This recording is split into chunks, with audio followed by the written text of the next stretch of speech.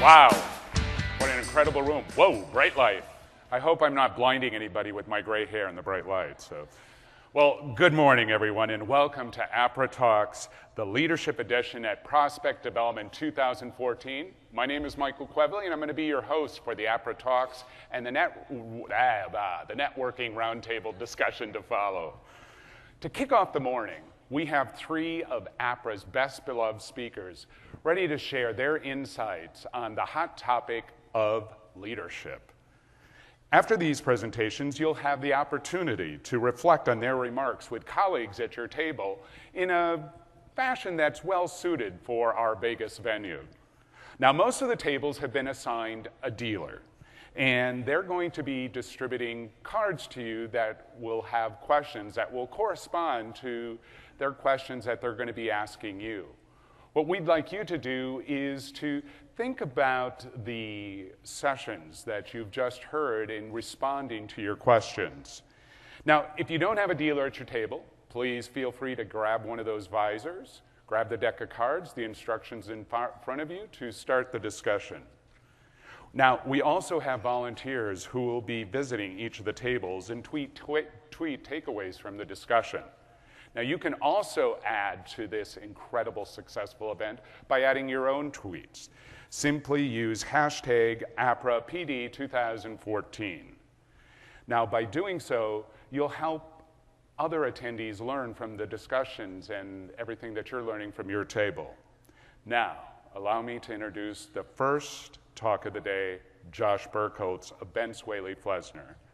He'll share his findings about the impact principled leaders have on their organizations in his Apra talk, Leadership with Character. Josh Burkholz is a principal at Benz Whaley Flesner, where he oversees the specialty consulting services.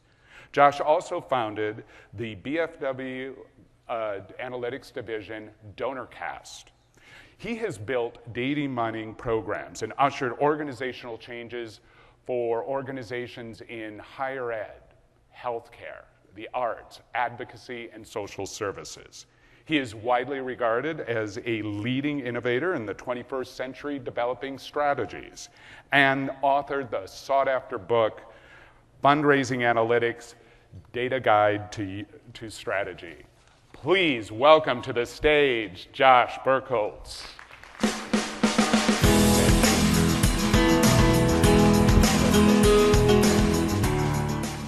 Hello, everyone. It's really an honor to be here in front of you all today. I'm going to be speaking a little bit about leadership with character, and I'm sure some of you in the audience are very happy that I'm not speaking on data analytics once again. But I want you to start by thinking about the great leaders in your lives. We all have them, the people that really touched our lives. Perhaps it was a supervisor who generously gave of themselves to really help you advance your career. Maybe it's the actual donors who are transforming the world we live in through their generous philanthropic support. Maybe it's that researcher who stood up for the ethical use of our constituents' data when that was really a tough thing to do. Or maybe it's your direct supervisor or manager who consistently is forgiving you of your flaws and helping you to succeed. As myself, someone who is, I guess, an individual contributor, someone who is a researcher who's moved now to a leadership role at a large firm, I've had to think a lot about what it means to be a leader. It's a tricky thing. I probably read more about leadership than I read about data science. So I want to succeed. I want to be that person to the people working with me, working around me, and within my community. So leadership with character, let's start by thinking about what even is character. Now, character is the mental and moral qualities distinctive to an individual. So there's really no positive or negative. It's just a descriptive characteristics. Now, I'm assuming you don't want me to talk about leadership with bad character, although that could be a really fun talk. I'm going to focus on leadership with good character. And so if I think about that, I want to go to what the world is saying about character. And I found really throughout, if I think about great civil leaders, military strategists, social service, health, entertainment, religion, a lot of people have really smart things to say about character. Let's start by thinking about military strategy. I've come up with a military strategist. A lot of you recognize Norman Schwarzkopf. But one thing he said was, leadership is a potent combination of strategy and character But if you must be without one, be without the strategy. Now that's interesting, a military strategist saying character is more important than strategy. Let's think about a great revolutionary in the field of social science, the great Helen Keller, who really believed character was something to be sought after. But she said it's not going to be hard, or it's not going to be easy. It's actually be very difficult to develop character. She said that character cannot be developed in ease and quiet. Only through experience of trial and suffering can the soul be strengthened, ambition inspired, and success achieved. So we got a military strategist, perhaps the most polar opposite, in Helen Keller, both thinking character is something that's maybe important. Let's think about our own leaders in our country, in politics. Abraham Lincoln said, nearly all men can stand adversity, but if you want to test a man's character, give him power. Maybe character develops out of power, or maybe it's the fact that you're in a role of leadership, that you're tested in your character. And maybe it's like me reading about these leadership books. Now that I'm in a role of leadership, I'm more cognizant of, do I have the principles to be a good leader?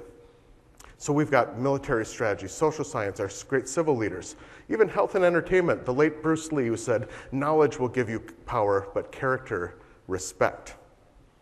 And as we might expect, also the religious community has something to say about character. Billy Graham said, when wealth is lost, nothing is lost. When health is lost, something is lost. But when character is lost, all is lost. So if we think about lots of really smart people in lots of different sectors, a lot of people think character is really important. I'm sure you think character is important. It's a virtue that we'd all aspire to. But why, oh why, is the business world so mixed on the topic? If you survey the same great leaders of business, you get a lot of mixed responses to character. Maybe it's fluff, it's an intangible, maybe it doesn't really matter. Let's go to B.C. Forbes, who a lot of people think is a real revolutionary in business. He thought business success really came down to your drive. If you don't drive your business, you will be driven out of business. That's a take. Maybe business success isn't character. Maybe it's drive. Or perhaps Stanley Bing, one of my favorite authors, just for the comedic value of his works, said that business people are like sharks, not just because we're gray and slightly oily, I love that, by the way, or because our teeth trail the innards of those we have eviscerated. I mean, he used eviscerated, cool, huh? But because we must move forward or die. Wow, that's a different perspective, a little bit different than Helen Keller. I'm not sure. Or Steve Jobs, it's better to be a pirate than to join the Navy. I'm really confused now. But not all the business authors are that way. In fact, I think Bob Sutton might have had a point, author of one of my favorite books. At least the title is my favorite. Maybe I shouldn't read that out because I'm being recorded. But Bob Sutton said, avoid pompous jerks whenever possible. They not only can make you feel bad about yourself, but chances are that you will eventually start acting like them. Now that's something that really shook me to the core a little bit. If I'm even around people with bad character, that can rub off on me.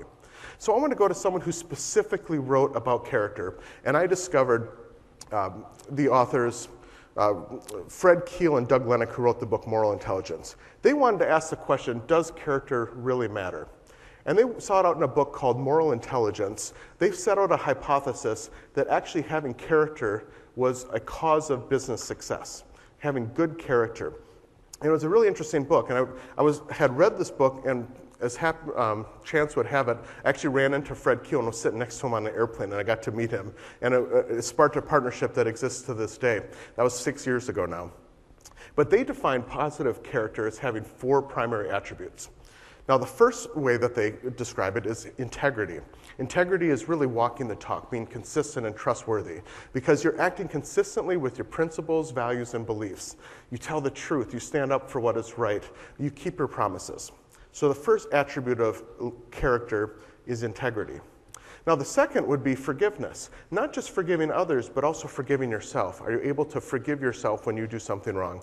Are you able to forgive those around you? And they stated throughout their observations that forgiving leaders actually had very innovative workforces because they were willing to make mistakes, so they would try new things, and it was very impressive. The third characteristic would be compassion, actively caring for the needs of others, thinking of others first. So we've got so far integrity, We've got forgiveness and compassion. The final thing being responsibility, the fourth quadrant of character, taking responsibility for your personal choices, both at a local level and at a macro level. Macro level being caring about the world we live in, making choices about the sustainability of our companies, the environmental impact, the good our companies do for society, for our employees, but also at the very local level, taking responsibility for my own personal choices, admitting when I messed up, and really just taking responsibility at large. So if the components of character are integrity and forgiveness and compassion and responsibility, can we actually study that to see if that's true? So what we did is we gathered, actually Fred Keel, the author of Moral Intelligence, gathered a bunch of smart people to try to test this out. And so here's the group here. Fred Keel in the upper left corner with the beard. He is often regarded as a grandfather of executive coaching. Back in the 70s, he came up with this idea of executive coaches, which we all know is well regarded. Actually has a TEDx talk called Psychopaths in the C-Suite, which dives more deeply into some of my content here. We also had a great data scientist from Fair Isaac and Mark Gorman. We had Nikki Heidel, a staff researcher at the KRW consulting firm. Dick Harrington, the former president and CEO of Thomson Reuters Financial. We had Richard Aldersey, who is a private company expert, Kelly German, the president of KRW International, and then Shane DeColey, who's a business school professor at the Fuqua School of Business at Duke University. And for some reason, they let me join this group. Not quite sure why, but I got to join in and do some number crunching. So what we all did is we wanted to seek out and try to prove statistically whether or not character impacted success. Because if the business schools are teaching that this is sort of fluff, maybe we can actually transform a little bit of their own curriculum. So what we did is we sought out to study the character of leadership. And the study method was relatively simple. We started out by interviewing lots of CEOs of corporations. In fact, we've interviewed 85 of them at this point. And we study them about their own personal held beliefs and around these moral choices that they make and how they behave. But what was interesting is whether they had high character or low character, they all said they had great character. Perhaps that wasn't so helpful. So we modified our approach to also survey their employees. And we had a large portion of responses from all of these corporations. And the questions were really thought out by an occupational psychologist, where we were getting at, does your leadership demonstrate? Do they act as if they have these moral beliefs? Do they admit their mistakes? Are they compassionate of others? Can they empathize? And we kind of went through these, and what we discovered is we could effectively rate the CEO's character by how they were perceived by their employees. And so what we did is we went out and we studied this research, and we came up with an interesting finding. So I have a little bit of analytics. We were able to show that character does in fact matter. A soft thing is actually a hard thing in terms of its success. The way we found this was we actually ranked people along their levels of character.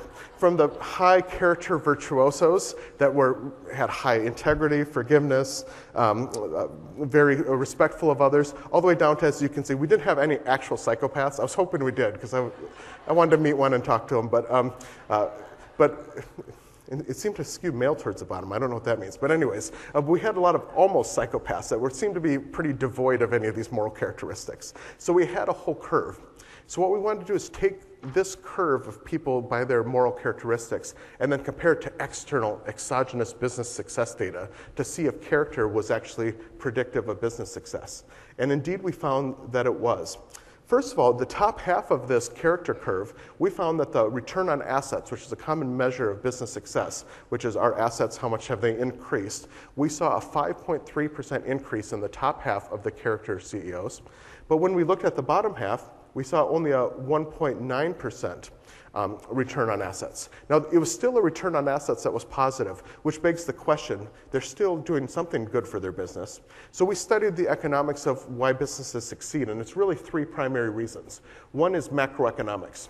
If oil is trading at a good price, we're in the energy business, our company will probably do well on account of the macroeconomics. Or we think in our own industry, as we saw in the keynote, as the markets increase, so does giving collectively. But some raise more than others, even though as a whole we're growing. So the second area is the actual business model or strategies. If we've done very creative predictive analytics, we've got very well-deployed metric system, we could be maybe perhaps raising more money for the same levels of capacity. So there's a macroeconomics, there's a business model, but the third area is the leadership effect. The leadership effect we're finding is very attributable to character. And so what we thought is, it's not just the top half, bottom half. What if we pull it out even further to the extremes, the top quartile, the bottom quartile, these virtuoso CEOs versus these near psychopaths?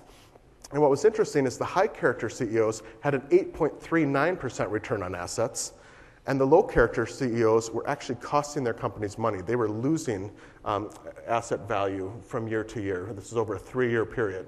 So actually having low character was costly to business. Now, a loss of 0.57% is something that a business is going to pay a lot of attention to. So businesses need to pay attention to character. Now, if character is important, it has an impact on business success, what do we do about it?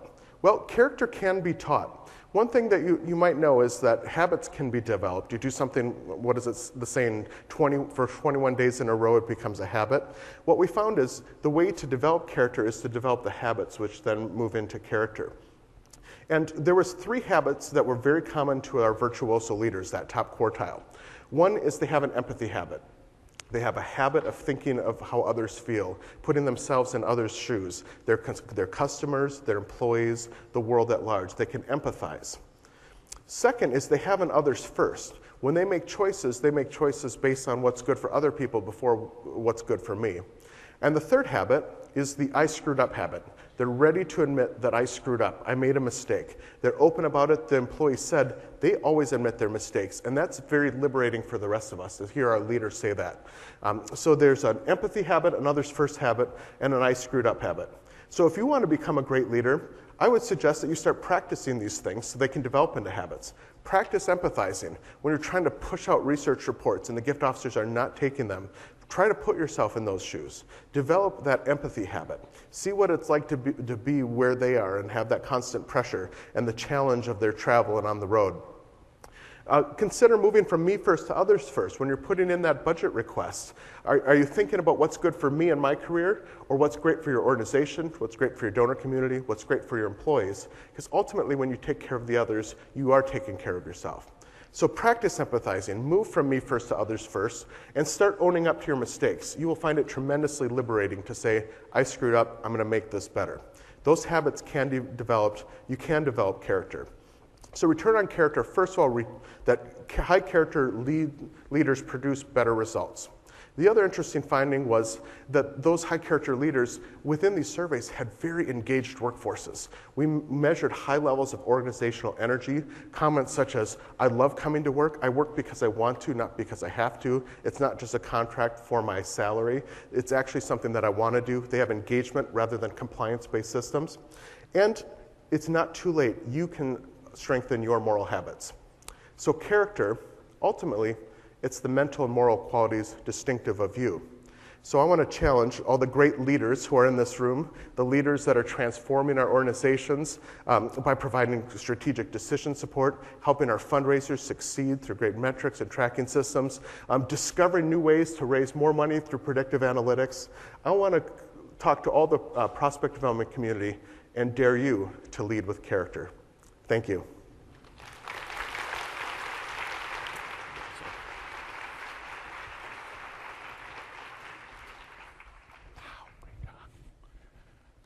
Thank you, Josh, for kicking off today with a look at the intangibles of leadership. Gosh, wonderful. Okay, in her Apra talk, Sandra Campero will share her insights based on her own experiences about the crucial role trust plays in leadership. Sandra Campero serves as the Director of Research and Prospect Management at the Arizona State Foundation. In 2009, her team earned the Case Circle of Excellence Medal for their innovative work in the arena of developing prospect potential. Way to go. Previously, Sandra served as the Director of Prospect Research at Loyola Marymount University in Los Angeles. She is a member board member, and active volunteer of Apra International. Please welcome to the stage my friend, Sandra Campero.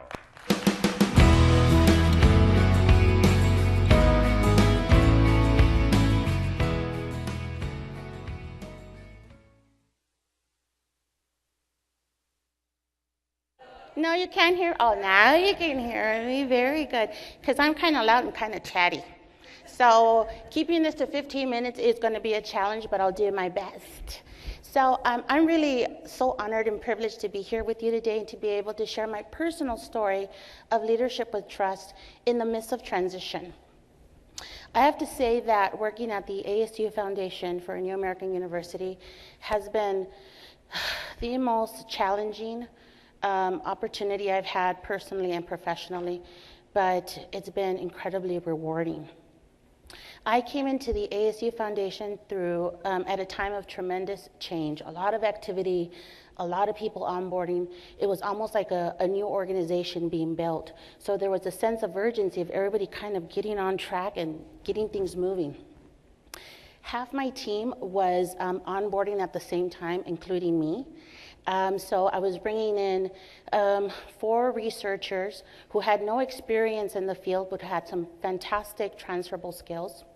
There'd been no director in place for the last 9 months, so our vice president was kind of keeping things moving along with a lot of other urgent priorities from some of her other direct reports. There was an imminent database conversion that was happening a few months after I started, and we all know how much fun that is and how smoothless those things go. And so no stress at all. And then we were implementing a new prospect management model that was new to all of us. We were excited to get going and knowing that we were creating some new processes, doing something innovative. But with that comes a lot of risk-taking, a lot of, I don't know what I'm doing. Some of the key players in my experience, of course, were my research department, management and executive leadership, and of course, other organizational departments, but primarily our frontline fundraisers and their deans. The research department, this was my biggest challenge. How do I meld the team? How do I come together and get them to kind of be a cohesive group, all on track, trying to do the same thing, trying to find our priorities and understand what needs to get done? What happens there when you're new and you're all learning a model at the same time is being completely transparent and making sure that they know that I'm in this with you. And so we're going to be discovering how to do these things together, these new processes, and that happens with direct conversations. There's some folks that had some fantastic skills, and then there were some opportunities for growth, right, that we all have to sort of confront, and that's just the reality of it. But what I wanted to do was come at them in a very constructive way, not a destructive way, to say, I understand where your strengths are. I also understand where there's some opportunities. And anybody who's ever worked for me knows that opportunities is code word for me for we got to get this done. Right? We've all got opportunities to be able to kind of, fill in those gaps, be better, rise to the challenge, right? So I'm coming at it, it's like, it's all right, let's just keep it real and let's keep moving. I'm going to leverage those strengths and I'm going to help you move along with those areas of opportunity. Right? So one of the first things I wanted to tell them was, this is our endeavor. It's not mine. It's not mine by myself. We've got to do it together. So what I'm going to do is I'm going to empower you. I want you to run with your assigned units and work with these fundraisers as though you were your own director of research. You have the authority to push back, to negotiate, to figure out what it is that we're going to do. Because I'm not the only leader in the shop, you're a leader in your own right. And I need to leverage that because I need all the soldiers on the field to go out and then come back and tell me and share with the group how we're going to do this better. Where are some of those gaps? Where are some of the things we're doing really well? A lot of that meant that I had to make myself a little more vulnerable, which was kind of hard because you're coming into a new job and you want to come in and say, yeah, I got this job, I know what I'm doing, I'm the new director of research, but I'm like, I don't have all the answers. And so I kind of had to let the ego go a little bit and say, this is what it is, here's what I can offer, here are my own strengths, right, and here are some opportunities for myself that you can help me with, and we can start moving together, moving towards our goals. There are no false fronts. I don't believe in that. Let's just figure out what it is, what do we got in front of us, and move forward. I wanted them to take risks right along with me, so they can start to trust their own instincts, so they can start to see that this is their own process as well, that we're growing along as a group for the sake of themselves and for the foundation and what we needed to get forward. And that really helped. I think it was hard. I'm not going to say that we had happy days every day, or that people took to my style, because I'm very relational about people. I want to embrace, I want to talk, I want to get to know you. And I'm not everybody's cup of tea, believe it or not. You know what I mean?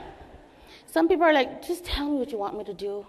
You know what I mean? What's the priority here? I don't want to sit here and talk to you. I don't want to bond. You don't want to break bread with me? Let's go to lunch. Let's talk about this. Like, no, I got it. Let me move on. All right, so I got to flex my style a little bit too. And we did a lot of that, just sort of team building in the midst of, being in the trenches. And it's amazing, because I had like a mini reunion with some of my former team who've moved on to do great things. And we're sitting there talking about, the good old days and what that was, right? It was hard. It was hard, but we really grew and we really did bond, even if they don't like it. We did bond and we did some great things. The other group is management and executive leadership. The leader I wanted to be versus the leader management wanted me to be. So in order to gain their trust, I had to make sure they understood that I understood their needs and their priorities. Remember, this urgency, this sense of we got to get all this done wasn't just for research, it was for the foundation across the board. So everybody was onboarding. There was no luxury of like, let's think about how we want to do this. It was like, we got to run. So I had to be able to kind of assert myself. And it was easy for me to get caught up because everybody's got an opinion about how something's going to get done, right? And they're like, do it this way, and it should be done this way, and we should return here. And I'm like, oh, all right, And so I wanted to please everybody at first. And I'm thinking, wait a minute, girl, slow down. You're not being you. You're trying to adapt to their style of leadership and compromising your own. It's kind of going into a stranger's closet and trying to put on like a tight jacket or something that fits too loose. It's not you. It's a little too revealing, right? It's not really your style. So I had to tell myself, knock it off. Trust your own instincts. Figure out who you are, assert yourself, and as you start to deliver these positive results and your team is moving forward, then they start to trust that you can deliver.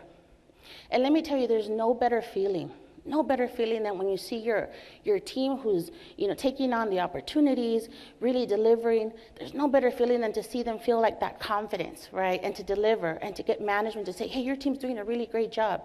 So-and-so did a fantastic job. She just gave some strategies and some suggestions. Oh, I live for that sort of stuff. That's a part of my job I love. Then there are other organizational departments, really the frontline fundraisers. When you have a lot of other people's urgencies, they want them to become your urgencies. And you got to a point where there's a lot going on. You got to be able to balance things out, to be protective of your team, to kind of make sure you're managing expectations. And it's really easy to want to let the wall of resistance come up, like, here's another meeting. I know they're going to ask for this and they're going to ask for that. I can't do it. I'm already going to tell them no. And I'm like, wait a minute, you can't do that. Your job is to make sure that you understand their needs before you're understood. So calm down, stop, drop, and roll, right? It's all right. It's not a fire. You're going to be okay. Understand their needs, and then figure out a way to meet those expectations. So if you can't get right here where they want you to do all this stuff, then you can say, I can do this and then work my way towards that. Does that work for you? Here's what we can deliver. Here's how we can build trust and making sure that we're meeting their needs. That was a big win for me, to come back and say, don't come with this wall of resistance. Come in and make sure that you're understanding before you're understood, so you know exactly what you can deliver. And that was building trust across the departments. And again, fundraisers being really happy knowing that their researchers were taking a proactive role in their success in this fundraising endeavors, that they had a seat at the table and they were saying something. They were charged with that.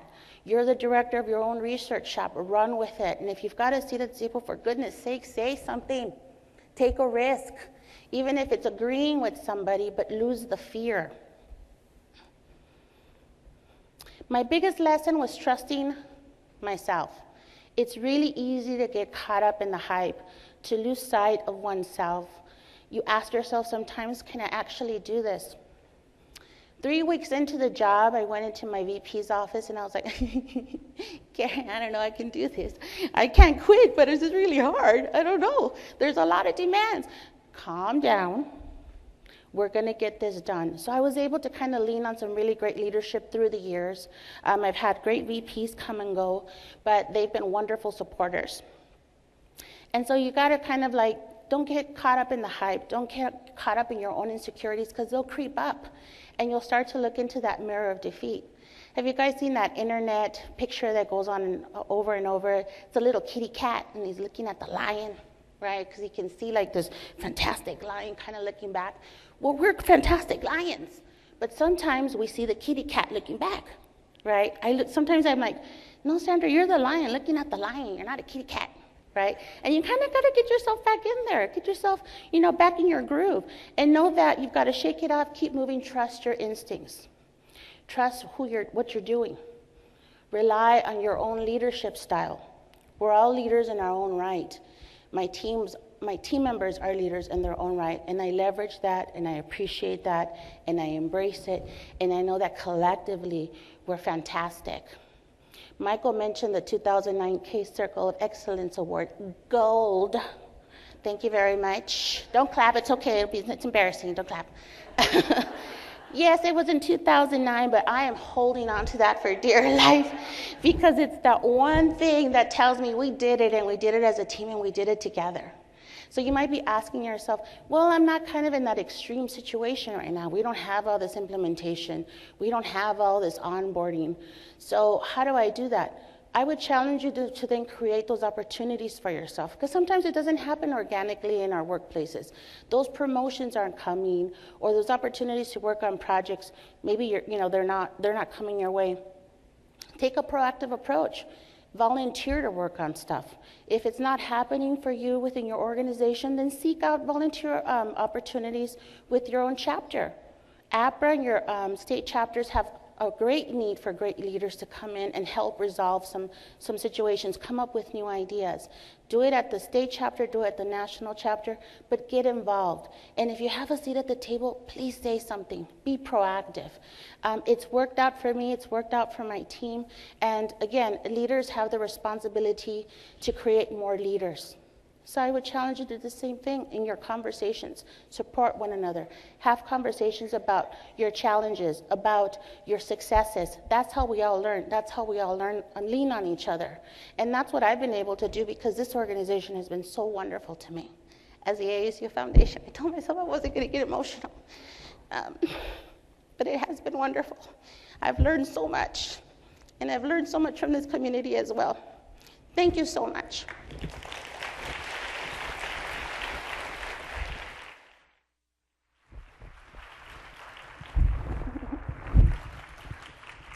Wow. Thank you, Sandra. There was a lot there about giving and earning trust. It really hits home. Next, John McBride will share about having unique insights about prospects, and confidence in our own expertise can make us leaders in our own organizations. Now, I can't wait to hear how monkey habitats fits into this discussion. I piqued your interest, haven't I? Okay, John McBride has been a part of the prospect research team at the University of Chicago since November 2009 and is the assistant director. Prior to joining University of Chicago, he was a client services representative for Wealth Engine. John earned his Bachelor of Arts degree in sociology at Duke University. Please welcome to the stage, John McBride.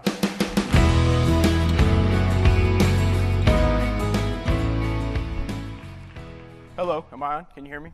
Okay, good. Very excited to be here, especially following Sandra, who's been like a secret research hero of mine for years, and then Josh, who did a study on leadership for this. I did not do a study. I don't even have any slides. I'm just a guy. I'm John. I like to study with the almost psychopath. I'm pretty sure almost psychopath is just a psychopath. Pretty sure that's, to me, that's a psychopath. I don't know. But I've been at the University of Chicago for 5 years. I actually just got promoted to associate director last month, which is pretty cool for me. But for almost 5 years, I've been in a non-leadership position at the University of Chicago. And so when I was asked to do this talk, Leadership with Confidence, I thought it was kind of weird, but I did have little keys and little ways that I was able to exhibit leadership from not a leadership position. So a little bit about me. I think outside of work, I have a lot of confidence. I've always had a lot of confidence. I'd probably describe it as like an irrational confidence outside of work.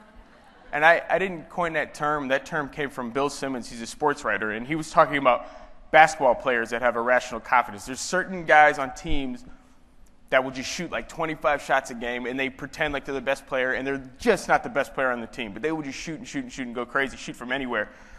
But every now and then, those guys will win a game for the team. Like they'll just get hot and just start sinking shots. So that's kind of my outside of work confidence. I mean, it actually does me in a lot. Like, I'm not the smartest, I would say. Like, I had argued with my friend for years that salmon was actually pronounced salmon because it had an L in it. Like, this is kind of, so there's like confidence for no reason. There's really no reason for me to be saying these things, but I do that. So outside of work, I had it on lock. But at work, when I first started working at the University of Chicago, I was very quiet. I mean, it was very intimidating for me to even be there. I mean, I don't feel like I'm super smart. I went to Atlanta Public Schools growing up, which is like playing in a puddle to prepare you for like going to Olympic-sized swimming pool in terms of like academic thought. This was not, so I knew I had this irrational confidence outside of work. So at work, I said, I better shut up because we'll start talking about salmon and then it's going to be really, so I didn't say much. And I would do stuff at work too that didn't show a lot of confidence for me at work. One day I had to leave work early because of what I describe as an epic pants fail. And what that is, so I get into work really early because I have kids, and me and my wife, we stagger the times we go to work. I go early and come home early. She goes late, then leaves late. This is really interesting real-life stuff I'm sure you're really into. But so I go into work early. So I used to work in downtown Chicago on Michigan Avenue, so I'd take the train in, and I'd be huffing down Michigan Avenue. It was like almost a half a mile walk to the office. I get in the office, and I usually get in there, and I'm like, whew, and I plop down in my seat. Well, one like random Tuesday, I huffed in there, and I'm dropped my bag, plopped down on my seat. My pocket got caught on the armrest and just ripped my pants like clean off my butt, like from the hip to my knee, just like wide open. And I've been working there maybe a year at this point, and I'm having a little bit of a panic attack, right? And I'm just like, and I'm really, really early, and I'm looking for anyone who's in. I'm like, is there anyone at work? Like, I just needed help from someone. And my coworker, Jamie, was there. She's in prospect management. Me and her, now we work together all the time. Really good. She's a really great colleague, but at the time, I didn't know her very well. She was the only person there. So I ran in there, and I was like, look. And I just showed her my butt at work. I was like, look at it. And she was like, I was like, can you help me? And she was kind of like, no, I don't think I can help you. But then, I was like, you have to help me. We need to brainstorm on what we need to do here. So we went through a lot of different options, tape and this, right?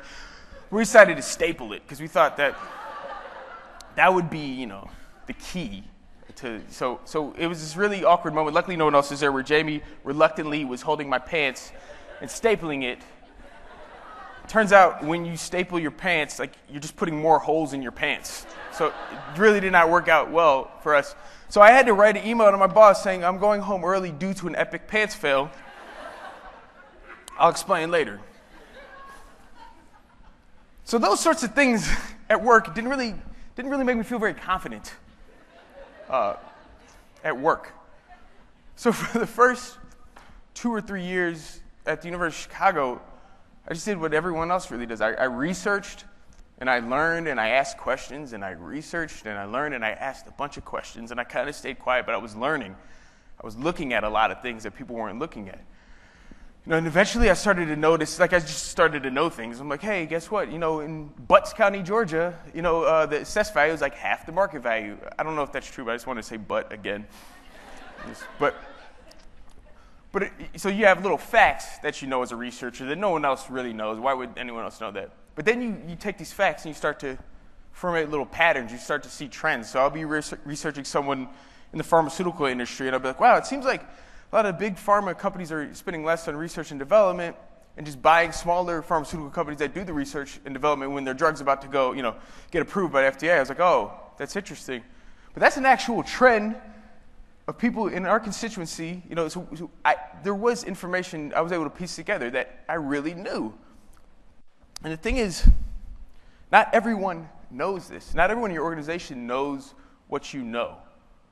So getting to the point where you're going to say it, that's kind of where the confidence comes in. So at work, there's like one specific event that really kind of blew the doors open for me, and this was definitely like an irrational confidence moment for me because I wasn't sure what saying, but I was sitting in a meeting with leadership. We were talking about big-time givers. So our vice president was in there. A lot of our principal gift officers who handle the big gifts were in there, and we were talking about a specific prospect.